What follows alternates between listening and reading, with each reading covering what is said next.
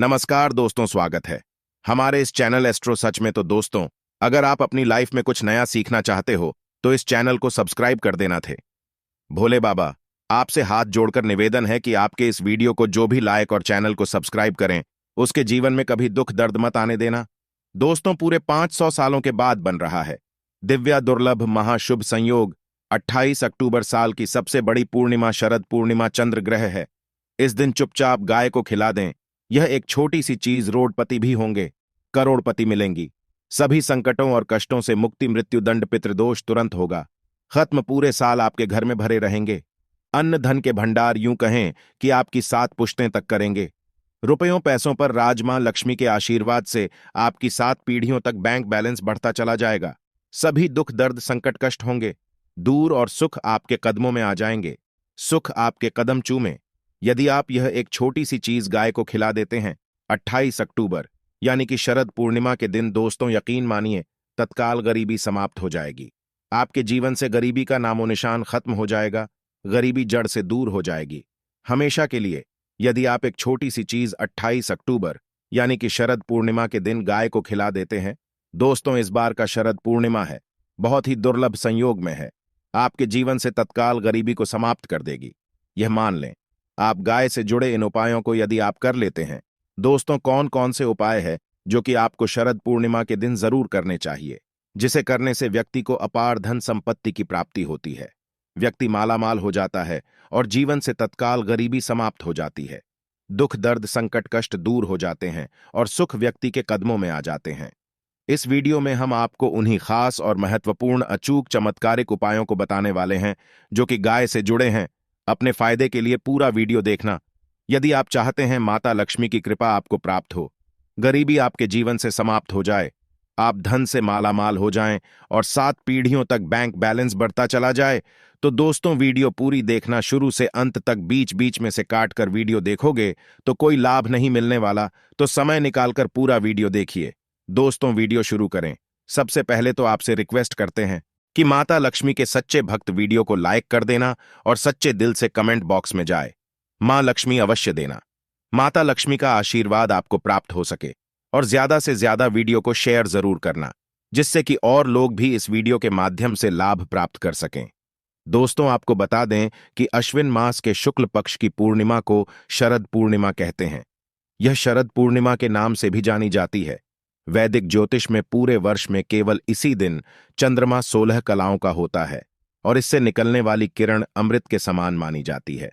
उत्तर और मध्य भारत में शरद पूर्णिमा की रात्रि को दूध की खीर बनाकर चंद्रमा की रोशनी में रखी जाती है। मान्यता है कि चंद्रमा की किरण खैर में पड़ने से यह कई गुनी गुणकारी और लाभकारी हो जाती है। यूं कहें कि अमृत के समान हो जाती है और मां लक्ष्मी प्रसन्न मुद्रा में रहती है। इस दिन व्यक्ति के जो भी रोग दोष है वे दूर हो जाते हैं। इस खीर का सेवन करने से यदि आप अगले दिन इस खीर का सेवन करते हैं प्रसाद स्वरूप, तो आपको लाभ होगा, धन लाभ होगा। यह मान लें। आप और शरद पूर्णिमा के दिन आपको संभव हो सके तो किसी पवित्र नदी में स्नान करना चाहिए और इस दिन अन्न धन वस्त्र जो भी हो दान जब धर्म के कम जरूर करें। इस दिल और यथाशक्ति के अनुसार जैसा आपसे बने दान धर्म के कम जरूर करें।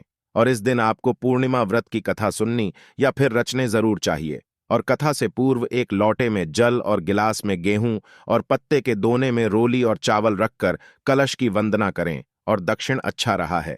और इस दिन आपको अधिक से अधिक भगवान विष्णु जी मतलब लक्ष्मी का ध्यान करना चाहिए, विधि विधान से पूजा करनी चाहिए। और इस दिन आपको भगवान शिव, मां पार्वती और भगवान कार्तिकेय की भी पूजा करनी चाहिए। सभी मनोकामनाएं आपकी पूर्ण जाएगी, यह मान लिया।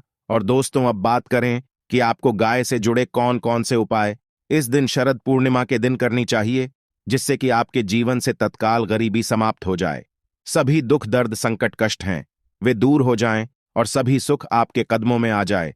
सुख आपके कदम चूमे और माता लक्ष्मी की कृपा क्यों पर सदैव बसे। चलिए शुरू करते हैं। गाय से जुड़ी कौन कौन से उपाय आपको शरद पूर्णिमा के दिन करनी चाहिए, चलिए शुरू करते हैं। दोस्तों, सनातन परंपरा में गाय गंगा और गायत्री का बहुत ज्यादा धार्मिक महत्व है। मान्यता है कि गो माता के शरीर पर 33 कोटि देवताओं का वास होता है। गोमाता की सेवा एवं पूजा करने वाले जातक पर इन सभी देवी देवताओं की कृपा बरसती है। गो सेवा से न सिर्फ इस जन्म के बल्कि पूर्व जन्म के भी दोष दूर हो जाते हैं। प्रत्येक सुबह जब आपके घर में भोजन बनना प्रारंभ हो तो सबसे पहले बनाई गई रोटी को आप गोमाता के नाम से निकाल दें और भोजन करने से पूर्व गोमाता को इस रोटी को खिलाएं। यदि संभव हो तो काली गाय को खिलाएं। यदि काली गाय ना मिले तो सफेद गाय को भी आप खिला सकते हैं। प्रत्येक पूजा और मांगलिक कार्य में गोमाता या उनसे जुड़ी चीजें जैसे गाय का गोबर, गोमूत्र, गाय का दूध अथवा गाय के दूध से बना भी अवश्य शामिल करें। इससे आपको पुण्य की प्राप्ति होगी। सनातन परंपरा के अनुसार जिस घर में गाय होती है उस घर से जुड़े सभी वास्तु दोष स्वतः ही समाप्त हो जाते हैं। किसी भी पूजा में गाय से प्राप्त पंचगव्य युक्त पदार्थ का उपयोग अवश्य शामिल करें, क्योंकि पंचगव्य के बिना कोई भी पूजा पाठ और हवन सफल नहीं होता। तो वह कृपा पाने के लिए प्रतिदिन, सप्ताह अथवा महीने में परिवार एक बार गौशाला जाने का नियम जरूर बनाएं और वहां गायों को हरा चारा जरूर खिलाएं। इससे आपको शुभ फलों की प्राप्ति होगी और साथ ही साथ गौ सेवा और गौ पूजा से 9 ग्रह शांत हो जाते हैं और इनसे जुड़े दोषों का निदान हो जाता है। गर्मियों में गोमाता को पानी पिलाया और सदी में गोमाता को गुड़ अवश्य खिलाएं। ध्यान रखें कि गर्मियों में गाय को गुड़ खिलाएं। अनेक देवी देवताओं को अपने शरीर पर धारण करने वाली माता से जुड़े कई शुभ और अशुभ संकेत भी होते हैं। मसलन गाय का दूध दुहते समय यदि गाय ठोकर मार दें और सारा दूध बिखर जाए तो अब शगुन होता है। यदि कोई यात्रा पर निकल रहा हो और गाय अपने बछड़े को दूध पिलाती सामने आ जाए तो निश्चित रूप से जिस यात्रा के लिए आप निकले हैं वे यात्रा आपके लिए अवश्य ही सफल होगी और वह काम जिसके लिए आप निकले हैं वे अवश्य ही पूर्ण होगा। यात्रा पर जाते समय बाईं ओर गाय की आवाज आना और रात्रि में गाय की हुंकार करना भी शुभ होता है। दोस्तों, साथ ही साथ गाय के साथ भूलकर भी यह काम ना करें, अन्यथा मिलता है घोर नरक और जीवन भर की परेशानियां। दोस्तों, गाय को राष्ट्रीय पशु बनाए जाने और इन्हें मौलिक अधिकार दिए जाने की बात हो रही है, तो सवाल उठता है कि गाय जब भारतीय संस्कृति का अहम हिस्सा है तब भी गाय के साथ लोग खराब व्यवहार कैसे कर लेते हैं। गाय दर दर भटकते रहती है, भरपेट इन्हें चारा तक लोग नहीं देते। गाय जब तक दूध देती रहत है तो उनकी सेवा होती है और जैसे ही दूध देना बंद कर देती है तो लोग इन्हें उनकी किस्मत पर छोड़ देते हैं, सड़कों पर और गलियों में भटकने के लिए। ऐसे में गोवंश ही जीवों को कोई डंडे से मारता है तो कोई उन पर पानी डाल देता है। कभी वाहनों से यह ठोकर लग जाती है तो कभी बीमार होकर बेचारी एक गाय दम तोड़ देती है। ऐसे में जरूरत है इन बातों को जानने की कि गाय को लेकर शास्त्रों में क्या कहा गया है, गाय के साथ आपको कैसा व्यवहार करना चाहिए। या दोस्तों, गाय को कभी भी मारना पीटना नहीं चाहिए।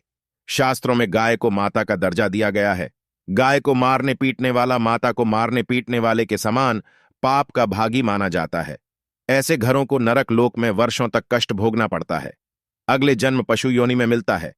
कथा है कि गौतम मुनि ने गलती से गाय को डंडा मार दिया था, जिससे गाय की मृत्यु हो गई थी और इस पाप से मुक्ति के लिए इन्हें वर्षों तक तपस्या करनी पड़ी।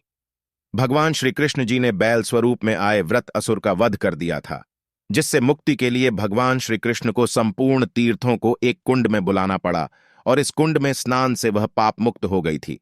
या दोस्तों, साथ ही साथ जो लोग पानी पी रही गाय को भगाते हैं वे घोर पाप के भागी बनकर नरक भोगते हैं।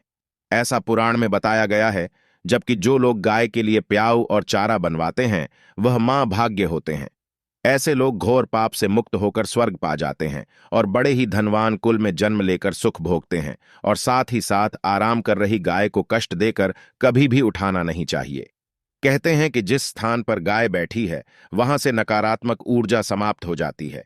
गाय के बैठने की जगह को जो लोग नियमित साफ रखते हैं वे पूर्व जन्म में किए गए जाने अनजाने में पापों से मुक्ति हो जाते हैं और गोलोक में स्थान पाते हैं। गाय को डंडा उठाना, पानी डालकर उठाने से मनुष्य पाप का भागी बनता है और अगले जन्म में उसे दर दर भटकना पड़ता है। और साथ ही साथ शास्त्रों में बताया गया है कि गाय का दूध उसके बछड़े के लिए होता है। गाय के बछड़े से बचा हुआ दूध ही मनुष्य को लेना चाहिए, लेकिन कुछ लोग एक बार गाय को दोहे लेने के बाद फिर से बचने के लिए बचा हुआ दूध भी दुख लेते हैं। ऐसा करना घोर पाप कहा जाता है। ऐसे दूध को दो हारने वाला और ग्रहण करने वाला दोनों ही पाप के भागी बन जाते हैं। दोस्तों, साथ ही साथ शास्त्रों में कहा गया है कि गोवंश यानी गाय और बैल की पीठ पर नहीं बैठना चाहिए। इनके पीठ पर बैठने से महापाप लगता है। ऐसे लोगों को नरक की यातना भुगतनी पड़ती है। एकमात्र महादेवी के अंश के उत्पन्न न जल्दी ही गोवंश है, जिस पर स्वयं महादेव और महादेवी सवारी करती है। क्योंकि नंदी ने स्वयं अपनी इच्छा से महादेव की सवारी बनना स्वीकार किया था। और साथ ही साथ शास्त्रों में गाय के दान को बहुत ही महत्व दिया गया है। लेकिन ऐसी गाय का दान कभी नहीं करना चाहिए जो बूढ़े और बीमार हो। कठोर निशा में नचिकेता की कथा भी इस संदर्भ में है कि जिन नचिकेता ने पिता द्वारा बूढ़ी गाय को दान करने पर आपत्ति जताई थी। दूध देने वाली और बछड़े सहित जो लोग गाय का दान करते हैं वह महान पुण्य को प्राप्त करके स्वर्ग में स्थान पाते हैं। दोस्तों, साथ ही साथ सूर्य, चंद्र, मंगल या शुक्र की युति राहु से हो तो पितृदोष होता है। यह भी मान्यता है कि सूर्य का संबंध पिता से, मंगल का संबंध रक्त से होने के कारण सूर्य यदि शनि, राहु या केतु के साथ स्थित हो या दृष्टि संबंधी हो तथा मंगल की युति राहु या केतु से हो तो पितृदोष होता है। इस दोस्त से जीवन संघर्ष में बन जाता है। यदि पितृदोष हो तो गाय को प्रतिदिन या किसी भी एकादशी को या किसी पूर्णिमा के दिन या अमावस्या को रोटी, गुड्स, चारा आदि खिलाने से पितृदोष समाप्त हो जाता है। साथ ही साथ देसी गाय की पीठ पर जो खुद होता है वह बृहस्पति गुरु है थे। जन्मपत्री में यदि बृहस्पति अपनी नीच राशि मकर में हो या अशुभ स्थिति में हो तो देसी गाय के इस बृहस्पति भाग शिवलिंग रूपी कुबेर के दर्शन करने चाहिए तथा चने की दाल रखकर गाय को रोटी भी दें। इससे आपको शुभ फलों की प्राप्ति होगी। और साथ ही साथ यदि आप रास्ते में जा रहे हो और सामने से गौमाता आती हुई दिखाई दे तो गोमाता को आप अपनी दाहिनी ओर से जाने देना चाहिए। आपकी यात्रा अवश्य ही सफल होगी। और साथ ही साथ यह संकेत भी जान लें, यदि आप यात्रा पर जा रहे हैं और सामने आपके गाय पर जाए अथवा अपने बछड़े को दूध पिलाती हुई सामने गाय दिखाई दिए जाएं, तो समझ जाना कि वह यात्रा आपके लिए अवश्य ही सफल होंगे। और साथ ही साथ जिस घर में गाय होती है उसमें वास्तु दोष स्वतः ही समाप्त हो जाता है। और साथ ही साथ आपको बता दें कि गाय को आप जो भी रोटी बनाएं प्रतिदिन ताजी रोटी ही बनाएं। गाय को अगर आपने रोटी बनाई है तो कोशिश करें कि उस रोटी को आप तुरंत ही गाय को दे दें। अगर आप उस रोटी को रख देंगे और उस रोटी को अगले दिन देंगे तो वह रोटी बासी मानी जाएगी। गाय को कभी भी बासी रोटी न दें, इससे घर में नकारात्मक ऊर्जा वास करती है और जो भी कार्य आपके बनने वाले होंगे वह कार्य भी आपके बिल्कुल भी नहीं बनेगी। इससे आपके घर में हमेशा दर्द ऊर्जा का वास रहेगा और आप जिस भी कार्य को करेंगे उस कार्य में आपको हमेशा असफलता ही हाथ देंगे। इसलिए कोशिश करें गाय को रोजाना ताजी रोटी बनाकर खिलाएं और रोटी को बिल्कुल न रखें।